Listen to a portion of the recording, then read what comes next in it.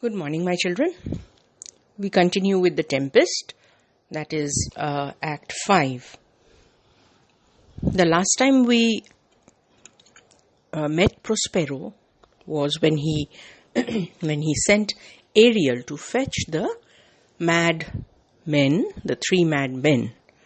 Who were the three mad men? Alonso's brother Sebastian, and Prospero's brother Antonio. All right. So they were in a mad ecstasy. Prospero makes his second promise. And what's the second promise? He mentions that he is going to revive their senses, bring them back to normalcy. Ariel goes to fulfill the command of Prospero. Now let's see. Prospero is standing in front of his cell, all right, and he is waiting for those people. In the meanwhile, what he does is he traces a circle on the ground. You know, magic always has things to do with circles and stars, those five-pointed stars. I'm sure some of you will know the technical terms to those. But here, Prospero draws a circle. And then he invokes the little fairies and the spirits. Okay? Let's see what he does. This is a soliloquy.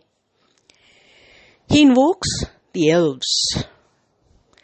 Ye elves of hills, brooks, standing lakes and groves, and ye that on sands with printless foot do chase the ebbing Neptune, and do fly him when he comes back.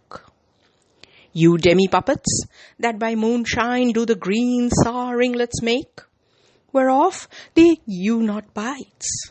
And you, whose pastime is to make the midnight mushrooms, that rejoice to hear the solemn curfew, by whose aid, weak masters though ye be, I have bedimmed the noontide sun, called forth the mutinous winds, and twixt the green sea and the azured vault set roaring war.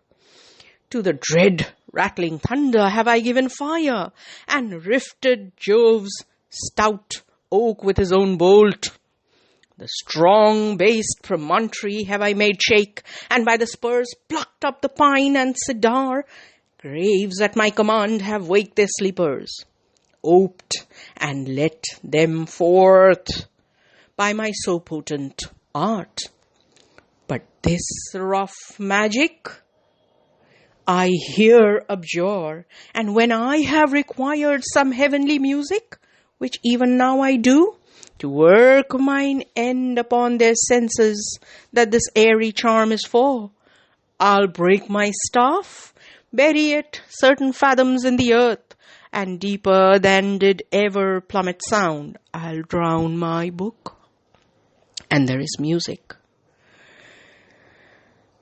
You see, he makes a third promise at the end of this entire speech. He makes a third promise. We'll come to that. First, he says he invokes the elves of the hills. Elves, you know, the small naughty fairies of the hills. Brooks, small streams, okay? Standing lakes. Standing lakes are just huge lakes, the three with land on all sides. In the middle, you have the lakes. And groves, the clusters of trees. Okay, he's calling the elves from these places. And you that on sands with printless foot do chase the ebbing Neptune, and do fly him when he comes back. Neptune here is the sea. Neptune is this god of seas, the water body. So he says, elves who do not make footprints. Of course, elves do not have feet to make prints with. So elves who have printless feet, whose feet do not make footprints on the sands, on the beach. And they play with the water. You know, Neptune comes chasing them, the waves, and they run away. All right. you can picture in your mind the happiness, the joy, the startling joy. All right. And again, when Neptune goes back, the waves go back, the water recedes, these elves chase the water. You demi-puppets that by moonshine do this green sour ringlets make. Green sour ringlets. These demi-puppets, these spirits, all right, they make in the moonshine, in the night time, they come out, and then it is supposed that they dance, and when they dance, the clover is formed. You know, the tree-leaved clover, the heart-shaped leaves they have, and we used to go in search of the four-leaved clover when we were young. All right, four-leaved clover is supposed to be good luck charm. I doubt that now, but whatever. And those that sour grass, the ewe is the female sheep. It does not eat that. All right. And he invokes those spirits whose pastime is to make midnight mushrooms. Now, mushrooms were always thought to be magical. All right, they were thought to be magical because people did not see the mushroom in the daytime. When they went to sleep and the next morning they woke up, they would suddenly find that the jungle floor was filled with mushrooms. And this happened because mushroom, now you know, with all your science and all that, you know that mushroom needs dark and damp place to grow. So naturally in the night, when it's dark and the forest floor is damp with dew, the mushroom, it's the ideal situation for the mushroom to condition for the mushroom to grow. So they were thought to be magical, and it was thought that the fairies made mushrooms, all right, overnight. So they came out and they played and they made, by their magic, they made the mushrooms that rejoice to hear the solemn curfew. So now if the midnight elves come out or the fairies come out, obviously they will be very happy when they hear the curfew bell in the evening. I told you this once before, that previously in the Elizabethan times, what used to happen? A gong would sound in the evening, signifying that this is the last bell. After this, people did not go out of their houses because they feared that this was the time for the spirits to walk the roads. So they were afraid. So it says to hear the solemn curfew, that bell, the evening bell.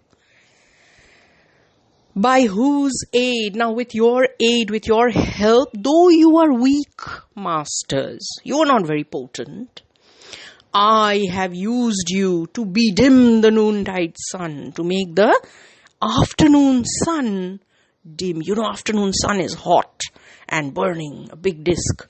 But here, I have used you to bedim the sun. Called forth mutinous winds. I have, with your help, I have conjured up the angry winds. And betwixt the green, between the green sea and the azure vault. Azure is the blue, the sky blue. So the azure vault is the sky. I have set roaring war. You have just seen a huge storm.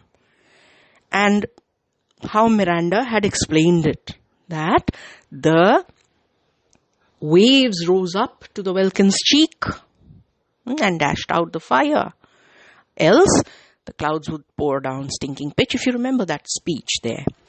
If you don't, please go back to it and read it up once. To the dread rattling thunder have I given fire. That is the lightning. I have provided fire with your help to thunder, and rifted Jove's stout oak. Jupiter, oak tree, is the symbol of Jupiter.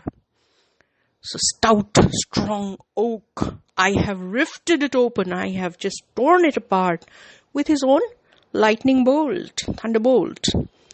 The strong-based promontory, the earth. All right. I have shaken up the strong-based promontory, the hills, the rocks. They have all, that means earthquake. I have shaken up all these places. And by the spurs plucked up the pine and cedar. I have uprooted pines and cedar. So that kind of, I have created that kind of chaos. With your help, though you are weak masters, my magic is more powerful than you are, he means to say. Graves at my command have waked their sleepers, oped and led them forward. So graves also have opened, and the dead have woken up and walked on the ground. It has come out of the grave. By my so potent art, my magic is so powerful, I have done all these things. And with your help, but you are weak masters. I am the bigger, the greater, the more powerful master.